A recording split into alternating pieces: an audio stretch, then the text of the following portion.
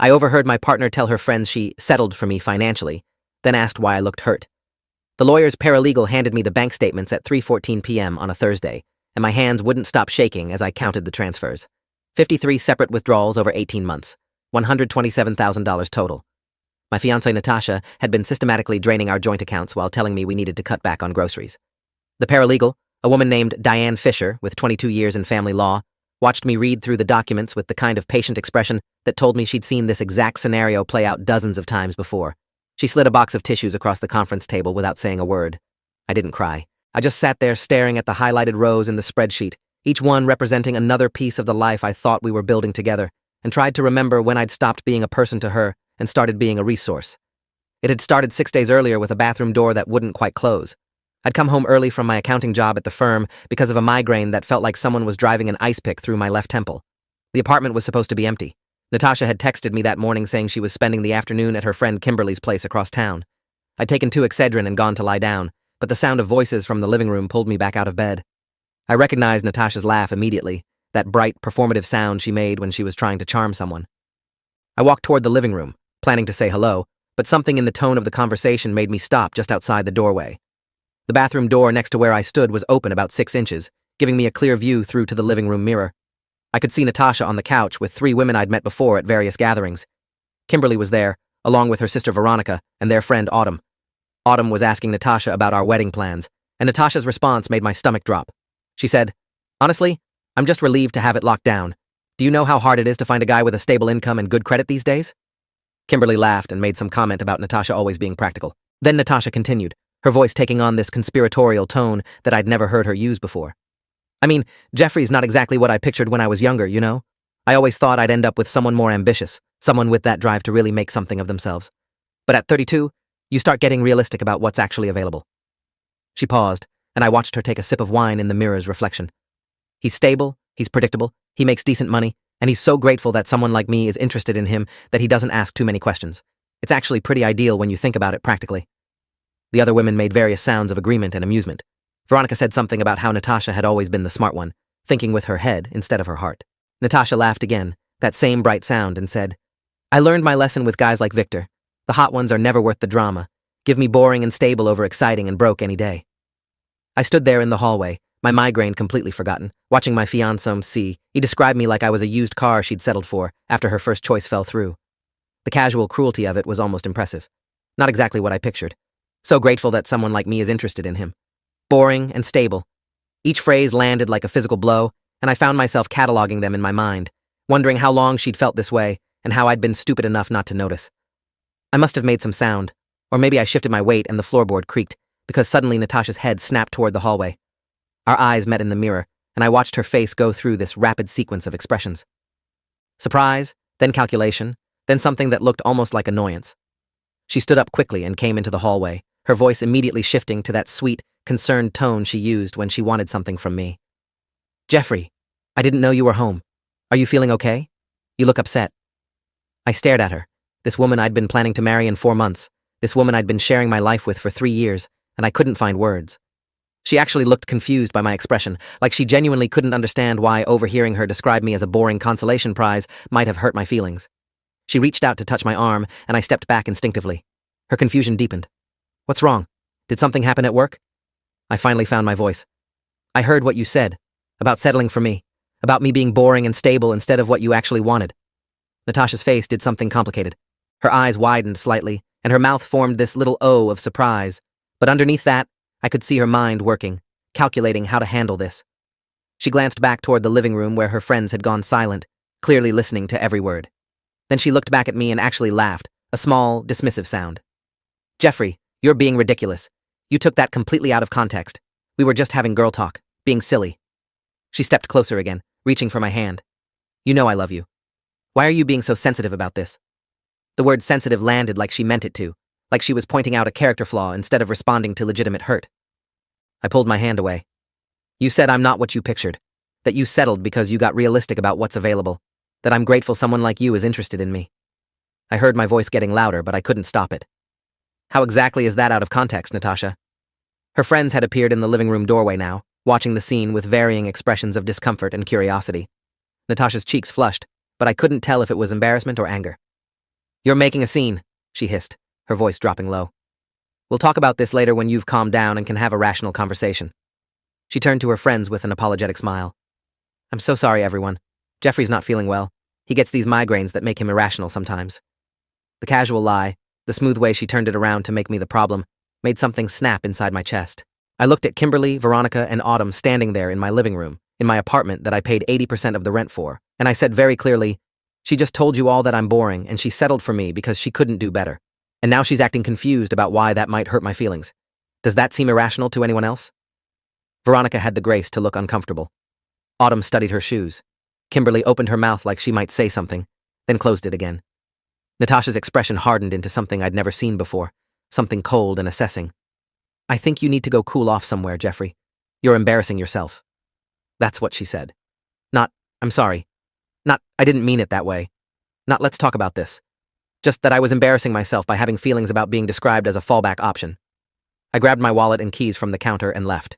I drove around for 2 hours, my migraine pounding behind my eyes, trying to process what I'd heard and how Natasha had reacted when confronted. What bothered me most wasn't even the words themselves, though those stung badly enough. It was the calculation in her eyes when she'd seen me in the hallway, the immediate pivot to making me the problem, the absolute lack of apology or acknowledgement that maybe, possibly, what she'd said was hurtful. I kept thinking about that phrase, so grateful that someone like me is interested in him, like she'd been managing me this whole time, keeping me grateful and compliant.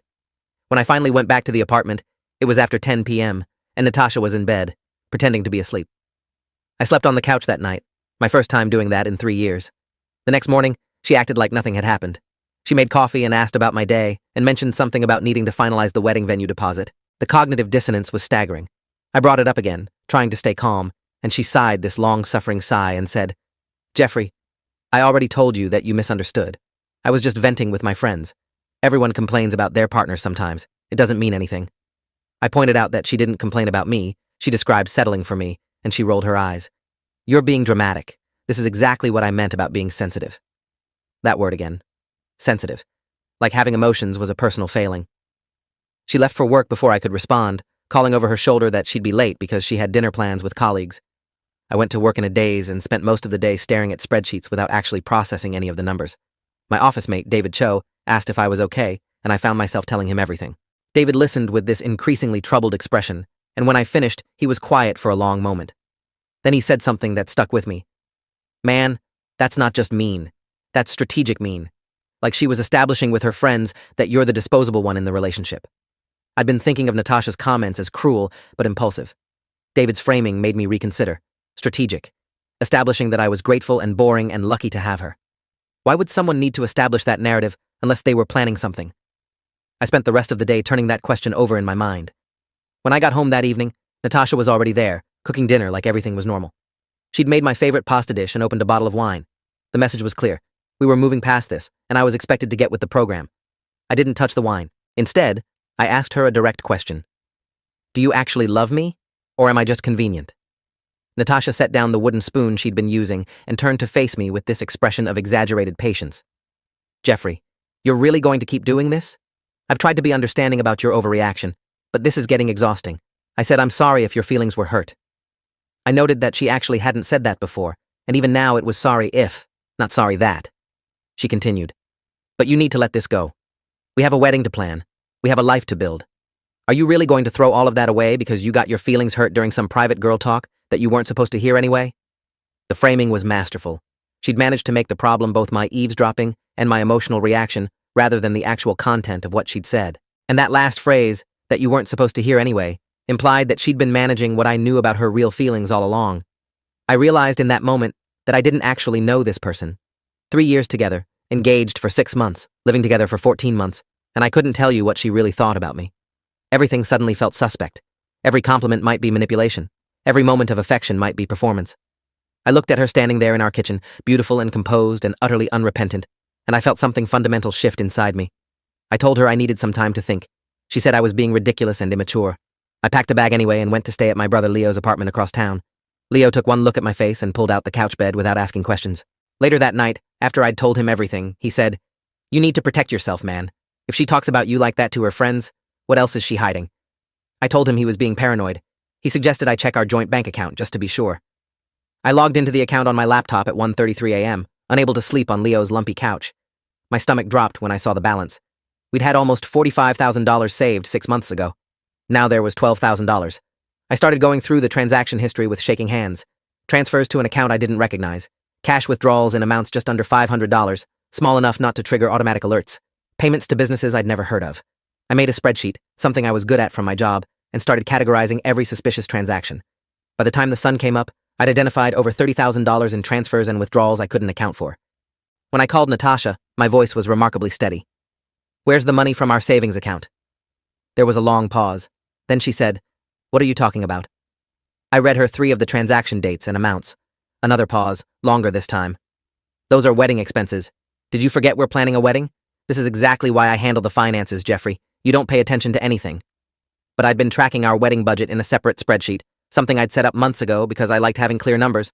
The deposits to vendors, the dress, the venue, all of that was accounted for and totaled maybe $18,000. I told her this. She got irritated, that edge creeping into her voice that appeared whenever I pushed back on something. "I don't have time for this right now, Jeffrey. I'm at work. We'll discuss it when you stop acting crazy and come home." She hung up before I could respond. I sat there on Leo's couch with my laptop, looking at the spreadsheet of transactions, and David's words echoed in my head. Strategic mean. I called my bank and asked for a full accounting of all transactions on our joint account for the past 2 years. The customer service representative, a woman named Patricia Simmons, who identified herself as a senior account specialist with 15 years of experience, told me that would take 3 to 5 business days to compile. I said that was fine and gave her my email address.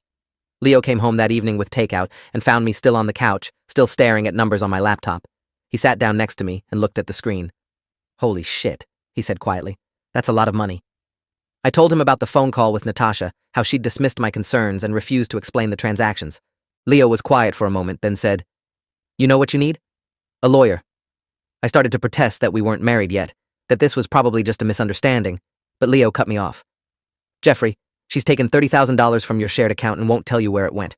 That's not a misunderstanding. That's theft." The word hit me hard. Theft. I'd been thinking of it as financial confusion, maybe poor communication about expenses. But Leo was right. If someone took money that belonged to both of us and refused to account for it, that was theft. He pulled up his phone and texted someone, then showed me the response. His friend Dennis Kowalski was a family law attorney who did free consultations. Leo had already sent him a brief overview of my situation. Dennis had responded, "Free lunch tomorrow? This sounds messy." I met Dennis at a cafe near his office the next day. He was younger than I expected, maybe 35, with the kind of sharp-eyed attention that made me understand why Leo trusted him. I walked him through everything: the overheard conversation, Natasha's reaction, the missing money, her refusal to explain. Dennis took notes in a leather-bound notebook and asked occasional clarifying questions. When I finished, he sat back and studied me for a long moment.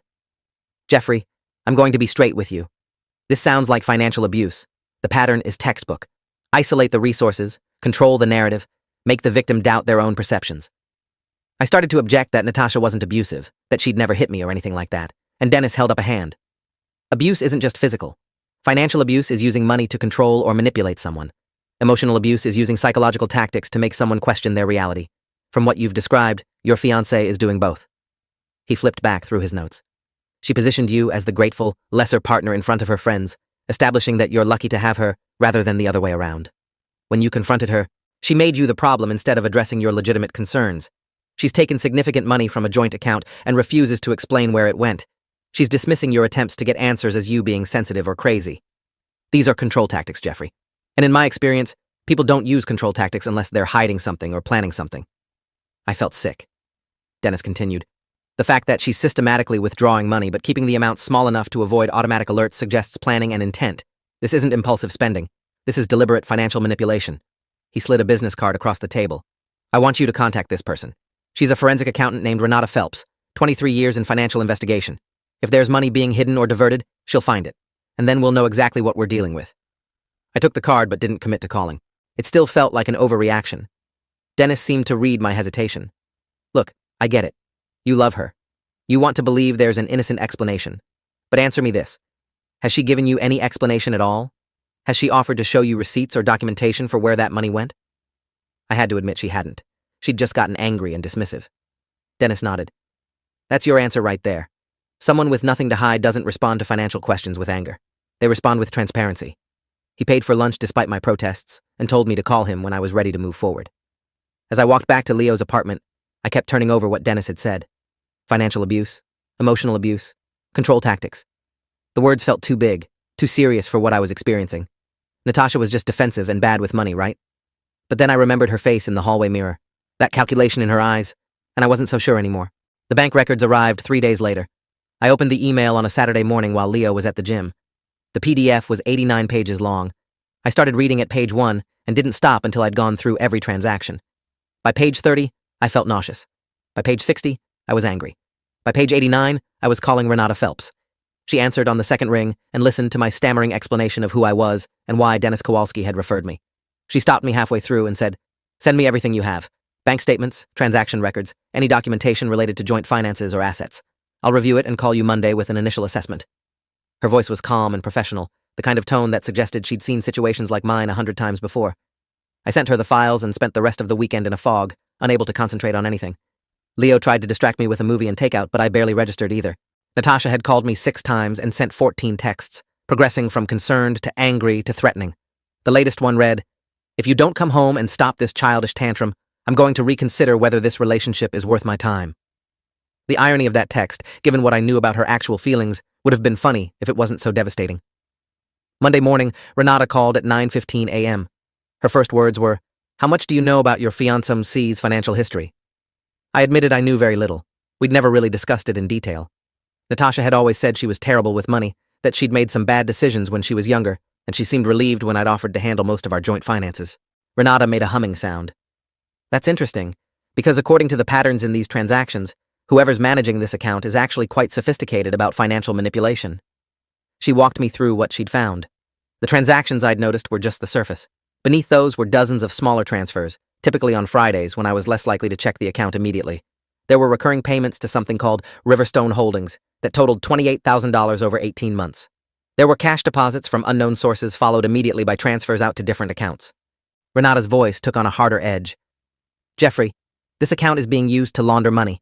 I can't tell you the source of the incoming deposits without more investigation, but the pattern is unmistakable. Money comes in, gets moved around through several transfers, then goes out in a way that's difficult to trace. Whoever set this up knew what they were doing." I felt like the floor had dropped out from under me. Laundering money? That was criminal. That was federal crime level serious. I asked Renata what I should do. She said, "First, you document everything. Second, you remove your name from that joint account immediately. Third, you make copies of all financial records before your fiancé realizes you're onto her and tries to destroy evidence. Fourth, you hire Dennis Kowalski and do exactly what he tells you." Her tone softened slightly. "I know this is overwhelming, but Jeffrey, you're potentially liable for whatever's happening with that account. If federal investigators get involved, having your name on those transactions could destroy your life. You need to protect yourself, and you need to do it now." I called Dennis from the parking lot of my office building, where I'd been sitting in my car for the past 20 minutes trying to process Renata's words. He answered immediately and listened as I repeated everything she'd told me. When I finished, he was quiet for a beat. Then he said, "Can you take the afternoon off work? I want you to come to my office right now. We need to move quickly on this." I called in sick and drove to his office in downtown Portland. The receptionist showed me directly to a conference room where Dennis was waiting with another woman he introduced as Diane Fisher, one of his paralegals. Diane had that same calm, professional demeanor as Renata, and I found something oddly comforting about being in a room with people who seemed to understand the seriousness of what I was dealing with. Dennis slid a document across the table. "This removes your name from the joint account effective immediately. Sign it, I'll file it today, and you'll be legally separated from whatever Natasha is doing with that money." I signed with shaking hands. The next hour was a blur of paperwork and questions. Dennis asked me to document everything. When we'd opened the joint account, how much money I'd contributed versus Natasha, what I knew about her employment and income, whether I'd ever signed anything without reading it thoroughly. That last question made me pause. There had been a refinancing document 6 months ago that Natasha had asked me to sign. She'd said it was to get us a better interest rate on the savings account. I'd trusted her and signed it without reading the fine print. Dennis and Diane exchanged a look. "Do you have a copy of that document?" Dennis asked. I didn't. I'd never thought to ask for one. Diane made a note and said she'd request it from the bank. As we wrapped up, Dennis laid out the next steps. "We're going to get copies of everything financial you've ever shared with Natasha.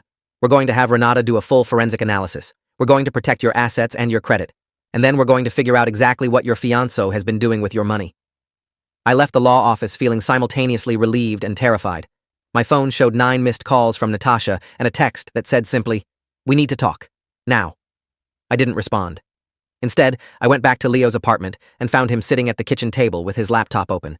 He looked up when I came in, and his expression told me something had happened. "What is it?" I asked. Leo turned his laptop around so I could see the screen. It was a public records database, showing marriage certificates. Natasha's name appeared twice. She'd been married at 23 to someone named Richard Thornton. That marriage had ended in divorce 2 years later. Then she'd married again at 27 to someone named Alexander Yang. That marriage had ended after 18 months. I'd known Natasha had been married once before. She'd mentioned an ex-husband named Alex, who she described as controlling and financially irresponsible. She'd never mentioned Richard. She'd never mentioned being married twice. She'd never mentioned divorcing 2 different men before the age of 30. If this story keeps your interest, please subscribe to get more stories like this. Leo pulled up more records. Both divorces had been messy. In the first one, Richard Thornton had filed a restraining order, though the details were sealed. In the second one, there had been allegations of financial fraud that were ultimately dismissed. "Jeffrey," Leo said carefully, "I think your fiancée has a pattern, and I don't think you're the first guy she's done this to." I sat down heavily in the nearest chair, my mind racing. 2 previous marriages, 2 divorces, allegations of financial fraud, a restraining order. None of this matched the story Natasha had told me about her past. She'd described herself as someone who'd made poor choices in partners, who'd learned from her mistakes, and was finally ready for a stable, healthy relationship. She'd positioned herself as the victim of bad men. But looking at these records, a different picture emerged. A pattern of finding men, marrying them quickly, accessing their finances, and then disappearing when the relationships fell apart. And I was apparently next in line. I spent the next 2 days digging. Leo helped me search public records while Diane worked on getting financial documents through official channels. Renata was conducting her forensic analysis. Dennis was building what he called a protective legal strategy. I felt like I was watching my life disassemble in real time, every assumption I'd made about Natasha and our relationship being systematically dismantled by evidence. On the 3rd day, Diane called me. "We've got the refinancing document you signed. Jeffrey, you need to come look at this." I drove to Dennis's office and found him and Diane waiting in the conference room with several documents spread across the table. The refinancing paperwork I'd signed 6 months ago wasn't for a better interest rate. It had transferred ownership of our joint account to Natasha's sole control while leaving my name on it for liability purposes. I'd essentially signed away my access to the money while remaining responsible for anything that happened with the account. Dennis pointed to the signature line. "This is extremely sophisticated fraud, Jeffrey. She had you sign a document that looked like standard banking paperwork, but actually changed the fundamental ownership structure of the account. You became a liable party without any control or access." I felt sick. How had I been so stupid? Dennis seemed to read my thoughts. "Don't blame yourself. This is professionally executed fraud. The document is designed to look legitimate. Most people wouldn't catch the discrepancy without legal training." Diane had more bad news. The account I'd noticed the transfers going to, the one I didn't recognize, was owned by Riverstone Holdings, a shell company registered in Delaware. The beneficial owner of that company was listed as Natasha Kramer. She'd been systematically transferring money from our joint account to her private company, money that I couldn't touch, but was legally responsible for. "How much total?" I asked, dreading the answer.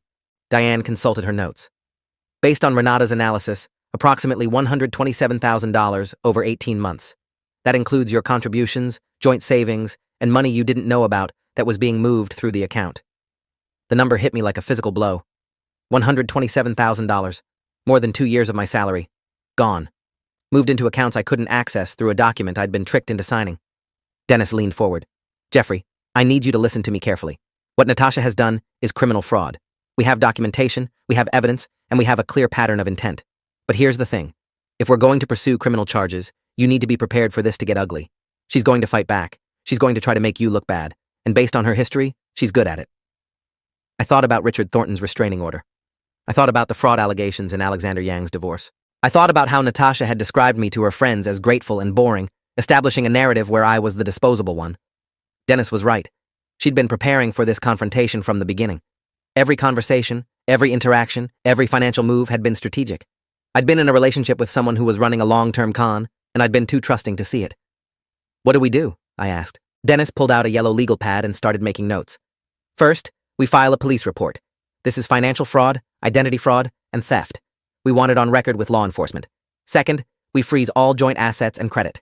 Diane's already started that process, but we need to be thorough. Third, we secure all documentation, every text, every email, every financial record. Fourth, we prepare for her response. She's going to come at you hard when she realizes the walls are closing in. We need you ready."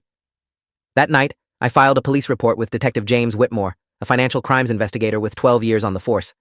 He listened to my story with the kind of professional detachment that made me understand this wasn't unique or unusual to him. He asked for documentation, which I provided through Dennis. He asked about Natasha's behavior, her patterns, her previous relationships. He took notes in a worn leather notebook and occasionally nodded like something I said confirmed something he already suspected. At the end of the interview, Detective Whitmore closed his notebook and looked at me directly. "Mr. Lawson, I want you to understand what you're about to go through. Mrs. Kramer is going to deny everything. She's going to claim you're the one who took the money. She's going to say you're retaliating because she broke up with you. She's going to paint herself as the victim and you as the abuser. We see this pattern all the time with financial predators. They're very good at flipping the script." I asked how we combat that. He said, "Evidence, documentation, pattern history. We've got her 2 previous divorces with similar allegations. We've got financial records showing systematic transfers to accounts in her control. We've got that refinancing document she had you sign. We've got her company records showing she was funneling money through a shell corporation. That's a strong case, Mr. Lawson, but you need to be prepared for her to fight dirty." He was right. The next day, Natasha showed up at my office. She'd somehow found out where I was working. I'd been staying at Leo's and avoiding our apartment. She walked in during my lunch break and caused a scene in the lobby. She was crying, telling everyone who would listen that I'd stolen money from our joint account and abandoned her without explanation. That I'd been emotionally abusive throughout our relationship. That she was terrified of what I might do next. My boss, William Hutchinson, came down to see what the commotion was about. Natasha immediately shifted her performance to him, tears streaming down her face, explaining that I was her fiancé and I'd taken all their savings and disappeared. She was shaking, her voice breaking at exactly the right moments, and I watched William's expression shift from confusion to concern to something that looked almost like suspicion as he glanced at me. I stood there, frozen, watching Natasha execute exactly the strategy Detective Whitmore had warned me about.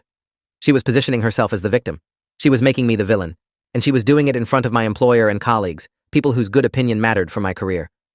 William asked if we could talk in his office. I said yes, but I needed to make a phone call first. I called Dennis, explained what was happening, and he told me not to say anything until he got there. He arrived 15 minutes later, introduced himself as my attorney, and the situation shifted immediately. Dennis handed William a folder containing the police report, the documentation of fraud, and a cease and desist letter directed at Natasha. "Ms. Kramer is under investigation for financial fraud. Mr. Lawson has been advised not to speak with her while that investigation is ongoing. Her appearance here constitutes harassment, and we have documented it accordingly." William read through the folder with widening eyes. Natasha's tears had stopped. She was staring at Dennis with an expression I'd never seen before, something cold and calculating and absolutely furious. "This is ridiculous," she said, her voice steady now. "Jeffrey is trying to frame me because I broke up with him. None of this is real." Dennis didn't rise to the bait. He simply said, "That's what the police investigation will determine. In the meantime, Ms. Kramer, you're being asked to leave this private business. If you refuse, Mr. Hutchinson will call security and have you escorted out. If you return, you'll be arrested for trespassing." Natasha looked at me, and in that moment, I saw something I'd never seen in her face before. Genuine uncertainty. She'd expected me to fold under pressure, to defend myself emotionally, to engage with her drama. Instead, I'd brought a lawyer and documentation. Her script wasn't working. She left without another word, and William apologized for the disruption. Dennis gave him a brief overview of the situation, enough to explain that I was the victim of financial fraud, not the perpetrator, and William seemed satisfied. After Dennis left, William called me into his office privately and asked if I needed any time off to deal with the situation. I thanked him, but said I preferred to keep working, to maintain some normalcy. He nodded and told me to let him know if that changed. As I walked back to my desk, I felt something shift in my chest. For the first time since this nightmare started, I wasn't reacting defensively to Natasha's tactics. I was proactive. I was protected. I had evidence and documentation and professionals who believed me. I wasn't the grateful, boring, disposable partner she'd described to her friends. I was someone fighting back with truth and law on my side. It felt powerful in a way I hadn't expected. The investigation moved forward over the next 2 weeks. Detective Whitmore and his team traced the money from our joint account through Riverstone Holdings to a series of other accounts, some in Natasha's name and some belonging to people I'd never heard of. Renata identified a pattern that suggested Natasha wasn't working alone. The shell company structure and the movement of funds indicated knowledge and assistance from someone with financial expertise. Detective Whitmore brought in a forensic computer specialist named Dr. Yolanda Price, who had a PhD in digital forensics and 20 years of experience. Dr. Price analyzed Natasha's digital footprint and found communications with someone named Vincent Thornton, the same last name as Natasha's first husband, Richard. It turned out Vincent was Richard's brother, a financial advisor who'd been disbarred 3 years ago for helping clients hide assets during divorce proceedings. The pieces were coming together. Natasha and Vincent had apparently developed this scheme during or after her first marriage, then refined it through her second marriage, and were now running it on me. Dennis filed paperwork to freeze Natasha's access to Riverstone Holdings pending the outcome of the criminal investigation. The court granted the freeze, and suddenly Natasha couldn't access the money she'd stolen. I got a series of text messages from her, that progression from angry to desperate to threatening. You're going to regret this. I'll destroy you in court. No one will believe anything you say. I have evidence that you're the one who stole the money. Each message was screenshot and forwarded to Detective Whitmore, adding to the documentation of her behavior. Dennis advised me not to respond, and I didn't. The silence apparently drove her crazy, because she started calling from different numbers, her friends' phones, disposable cells, blocked numbers. I didn't answer any of them. Every call, every voicemail, every text was documented and forwarded to the detective. We were building an irrefutable case, one piece of evidence at a time. 3 weeks after I'd overheard that conversation in the bathroom hallway, Detective Whitmore called me in for an update. He'd arrested Vincent Thornton on charges of conspiracy to commit fraud, and Vincent had started cooperating in exchange for a reduced sentence. What he told them was stunning. Natasha and Vincent had been running this con for 6 years. They'd identify targets, usually men with stable incomes, good credit, and trusting personalities. Natasha would start a relationship, move quickly toward commitment, gain access to finances, and then systematically drain accounts while Vincent helped move the money through shell corporations. They'd done it to Richard Thornton, though he'd caught on early enough that they'd only gotten about $30,000. They'd done it to Alexander Yang and taken him for $95,000 before he'd caught on and filed for divorce. The fraud allegations in his divorce had been true, but Natasha and Vincent had managed to make the evidence disappear by the time it went to court. I was the third mark, and they'd refined their approach with each iteration. Detective Whitmore showed me transcripts of text messages between Natasha and Vincent. They were cold and calculating, discussing me like I was a target rather than a person. Jeffrey's perfect, Natasha had written. Super trusting, makes good money, doesn't ask questions. I can probably get $150,000 out of him before he notices anything's wrong. Vincent had responded, make sure you do the emotional groundwork. These guys fold faster when they think they're lucky to have you. The emotional groundwork. That explained the early days of our relationship, when Natasha had been attentive and affectionate and seemingly perfect. That explained why she'd positioned herself as someone who'd been hurt before and was taking a chance on me. That explained the grateful narrative she'd established with her friends. All of it was strategic, designed to make me compliant and unquestioning while she systematically robbed me. I sat in Detective Whitmore's office, reading those messages, and felt something fundamental die inside me.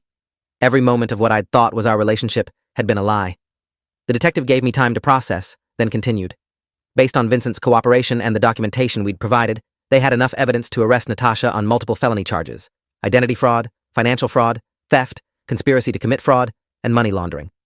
The district attorney, a woman named Rebecca Cross with 16 years of prosecutorial experience, was personally handling the case because it demonstrated a pattern of predatory behavior. She wanted to make sure Natasha and anyone like her understood that this kind of calculated long-term fraud would be prosecuted aggressively. Detective Whitmore asked if I'd be willing to testify when the case went to trial. I said, absolutely. He nodded approvingly and told me they'd be arresting Natasha within the week. That evening, I sat in Leo's living room and told him everything Detective Whitmore had shared. Leo listened with an expression that cycled through anger, disgust, and something that looked almost like grief. When I finished, he said, I'm so sorry, Jeffrey. You didn't deserve any of this. I appreciated his support, but what struck me most was how methodical the whole thing had been. Natasha hadn't been a person who made bad choices or had flaws I could have overlooked. She'd been a professional criminal running a long-term con, and I'd been selected because I fit a specific profile. They arrested Natasha on a Thursday morning at her office. I wasn't there, but Dennis called me with the details. She'd been escorted out in handcuffs in front of her colleagues and clients. The local news picked up the story because of the pattern of fraud across multiple victims. The headline read, Local woman arrested for multi-year financial fraud scheme targeting partners. The article detailed the allegations, the previous victims, and the arrest of Vincent Thornton.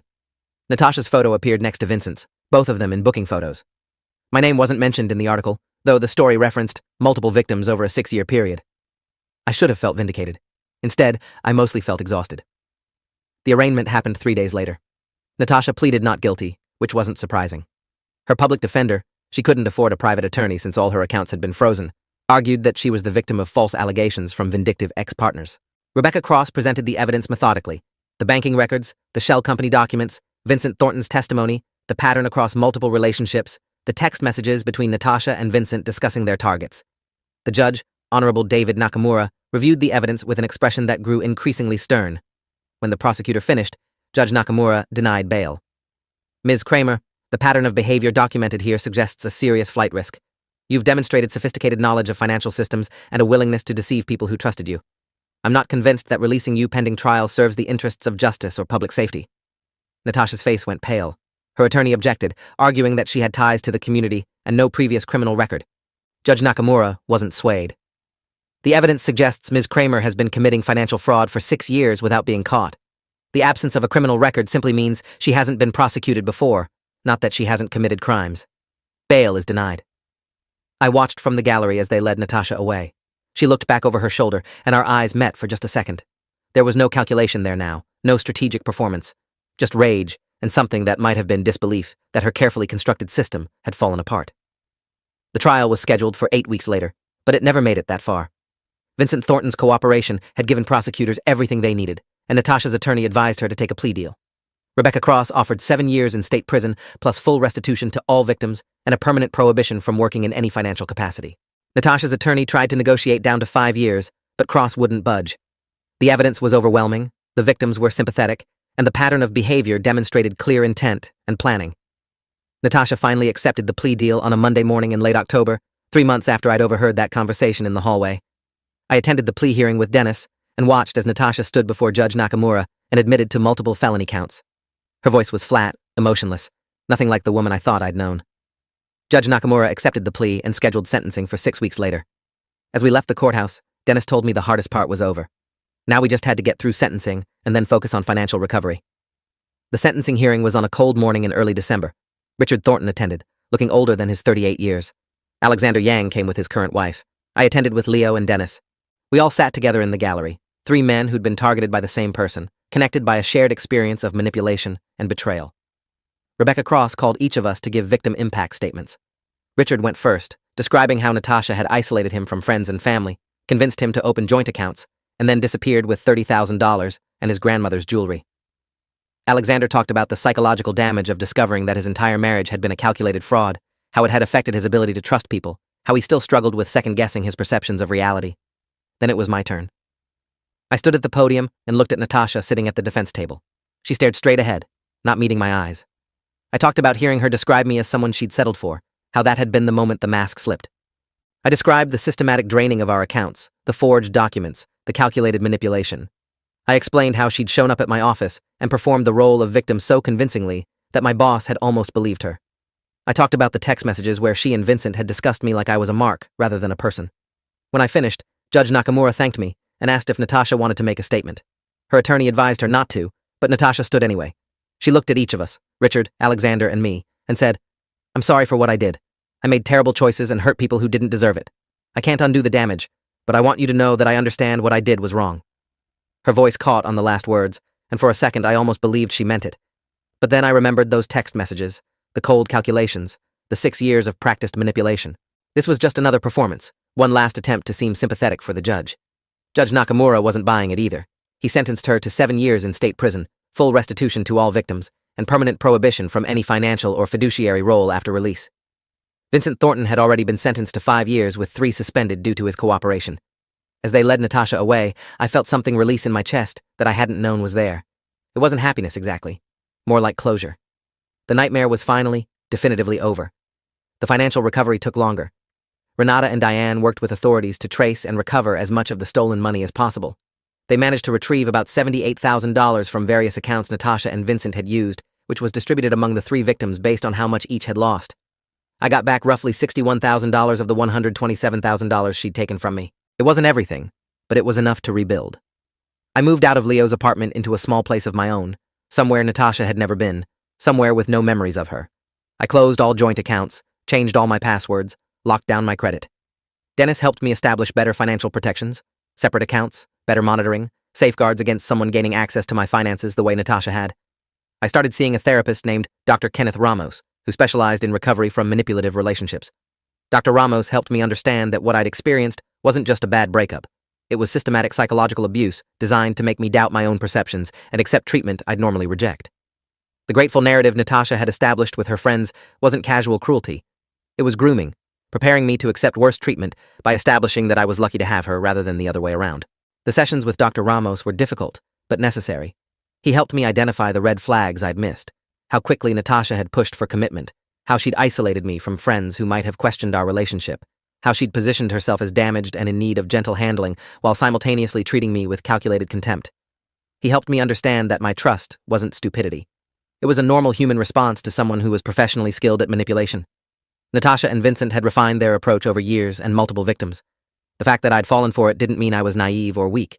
It meant they were good at what they did. That reframing helped, though I still struggled with anger at myself for not seeing it sooner. Dr. Ramos reminded me that I had seen it eventually. I'd heard that conversation. I'd trusted my gut that something was wrong, and I'd taken action. I'd documented evidence, involved professionals, and pursued justice. Those were the actions of someone strong, not weak. 6 months after sentencing, I got a letter from Richard Thornton. He'd gotten my contact information through the Victim Services Coordinator and wanted to reach out. His letter was thoughtful and raw, describing his own recovery process and thanking me for pursuing the case against Natasha. He wrote, "For years I felt crazy. Everyone told me I was being paranoid about my ex-wife, that I was just bitter about the divorce. Seeing her convicted, seeing that there were other victims, validated everything I'd felt. You did that, Jeffrey. You didn't let her get away with it. You fought back with evidence and documentation and you won. That matters more than you probably realize." I wrote back, and we started corresponding occasionally. It was oddly comforting to talk with someone who understood exactly what it felt like to be targeted by Natasha's manipulation. Richard had moved on, remarried, rebuilt his life. His example gave me hope that I could do the same. Alexander Yang reached out around the same time, and the three of us formed this unlikely support network of men who'd survived the same predator. A year after the sentencing, Leo and I met for dinner at the cafe where I'd first talked with Dennis Kowalski. So much had changed in 12 months. I'd rebuilt my savings, established better financial protections, done a year of therapy, and started dating again, cautiously, with clear boundaries and healthy skepticism, but dating nonetheless. Leo asked how I was doing, really doing, and I had to think about it. I was better than I'd been, but not entirely whole. There was still this tendency to second-guess my perceptions, to wonder if I was missing something obvious, to be hypervigilant about people's motives. Dr. Ramos said that was normal trauma response and would fade with time. Meanwhile, I'd learned to live with it, to use it as protective awareness rather than debilitating paranoia. I told Leo all of this, and he nodded thoughtfully. Then he said, "You know what I respect most about how you handled this?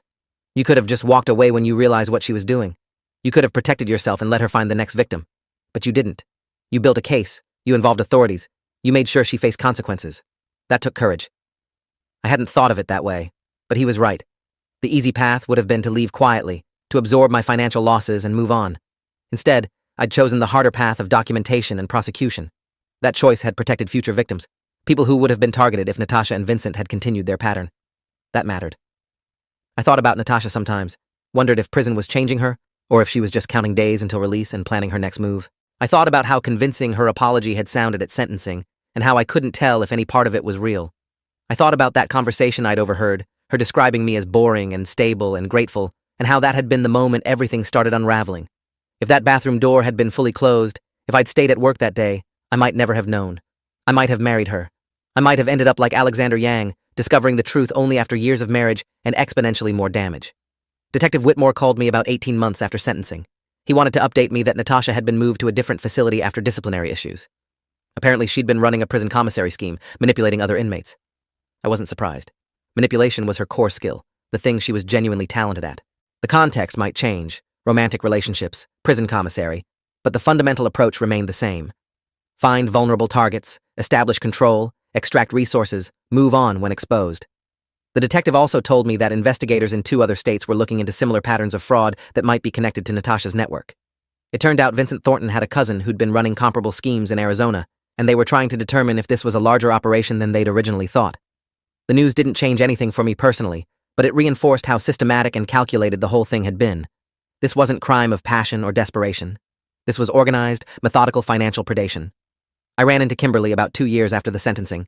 She was at a coffee shop near my apartment, and we made awkward eye contact across the room. I considered leaving, but something made me walk over instead. She looked uncomfortable, which seemed appropriate. I said hello and asked how she was doing. Kimberly stammered something about being fine, then said, "Jeffrey, I'm sorry. About what happened. About what Natasha said that day and how I didn't speak up." I appreciated the apology, but told her it wouldn't have mattered. Natasha's manipulation was sophisticated enough that even if Kimberly had warned me, I probably wouldn't have believed it until I'd seen evidence for myself. Kimberly nodded, then said something that surprised me. "I cut ties with her after you left that day. The way she talked about you, the casual cruelty, it made me realize she talked about everyone that way when they weren't around. I didn't want to be friends with someone like that." She'd testified at the trial, something I hadn't known. Kimberly had described Natasha's pattern of trash-talking partners and making them seem grateful for her attention. That testimony had helped establish the psychological manipulation pattern that was part of the prosecution's case. We talked for a few more minutes, and I found myself feeling grateful for the encounter. Kimberly's apology helped me understand that not everyone who'd been in Natasha's orbit was an accomplice. Some were just people who'd been charmed and manipulated like I had, who'd realized too late what they were seeing. We parted on good terms, and I walked home thinking about the ripple effects of Natasha's fraud. It wasn't just Richard, Alexander, and me who'd been affected. It was friends and family and colleagues who'd been lied to and used as props in her various schemes. The damage was wide and lasting, but the recovery was real too. I was whole in ways I hadn't been 2 years ago. I'd learned to trust my perceptions, to document concerns, to seek professional help when something felt wrong. I'd learned that being trusting wasn't weakness, but that being blindly trusting was dangerous. I'd learned the difference between healthy vulnerability and being a target. 3 years after the sentencing, I got a notification that Natasha was up for early parole. I wrote a letter to the parole board detailing my experience and respectfully requesting that they deny her release. Richard and Alexander wrote similar letters. Rebecca Cross, who was still with the DA's office, made a formal recommendation against parole, citing the sophisticated nature of the crimes and the lack of demonstrated rehabilitation. The parole board denied Natasha's request, determining that she needed to serve substantially more of her sentence before being considered for release. I felt relieved when I got the notification. Part of me had worried that Natasha's manipulation skills would work even on the parole board, that her performance of remorse would be convincing enough to win early release. But the documentation prevailed. The pattern of behavior was too clear, the history too established. She'd serve at least another 2 years before being eligible for another parole hearing. I'm writing this now, 4 years after overhearing that conversation in the hallway, sitting in my apartment that Natasha never saw, living a life she never touched. I've been dating someone for 8 months, a teacher named Olivia who's patient with my trust issues and doesn't push when I need space. We met through friends, took things slowly, had conversations about finances and boundaries and expectations early on. She thinks I'm overcautious sometimes, but she respects it. Dr. Ramos says I'm using healthy protective strategies rather than avoiding relationships out of fear, which feels like progress. I still have moments of doubt, times when I second-guess people's motives or worry I'm missing obvious red flags. But mostly, I'm okay. The anger has faded into something quieter, more like wisdom than rage. I know now that some people are professionals at deception, that trust has to be earned gradually rather than given freely, that documentation matters, and professional help exists for a reason. If you're reading this and something in your relationship feels off, trust that instinct. If your partner describes you in ways that make you feel small or grateful or replaceable, pay attention to that. If money is disappearing and explanations don't add up, document everything and get professional help immediately. Don't let someone make you feel crazy or oversensitive for having concerns.